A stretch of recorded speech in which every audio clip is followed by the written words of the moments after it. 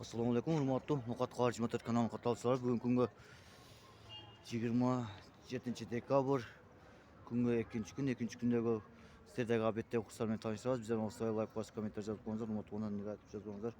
Bugun biz Nuqat shahridagi madaniyat uyining ostida yo'lkaning bo'latini jandan boshladik syomkani.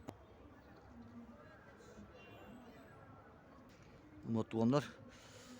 Yo'lboshchilik ketib qo'yinchilik yo'ltadi ekan. Tutganlar bugun kurs qancha bo'lib qoldi ekan. Az biz birinchilar Keremet bankka kelib, Keremet bankdan olib ko'rsatamiz. Tutganlar hozir Keremet bank javob ekan. Az biz kompaniya bankamiz, kompaniya bankdan ko'rsatamiz. Tutganlar rubl ko'tarilib qolibdi, suyunch beringizlar. Dollar 85 so'm 50 tiyin, euro 91 so'm 50 tiyin, rubl bo'lsa 1 so'm 23,5 tiyin ekan. Tutganlar kompaniya bankda shunday. Boshqa banklarda boramiz, boshqa banklarda ko'ramiz. Tutganlar tushlik tomonda tatlı olsun demekçiyiz.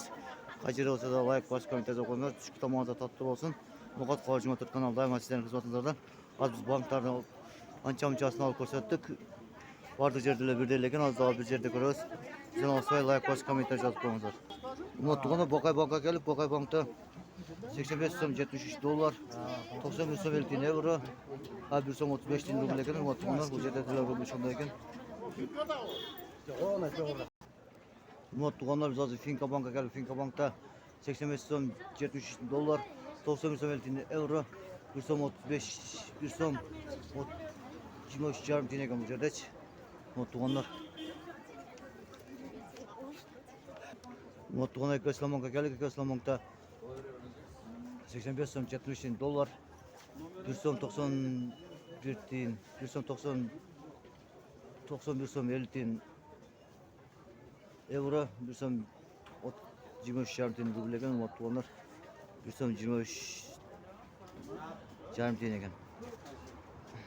Hurmatli tutganlar, shundan tushda o'qisiz oyoqda sog'-salomat bo'linglar, ko'rishga tinch bo'linglar, omon bo'linglar. Like bosib kommentar yozib qo'yinglar. Bizdan olsay. Ertaga Alloh nasib etsa ko'rsatamiz. Bizdan olsay. Turinglar.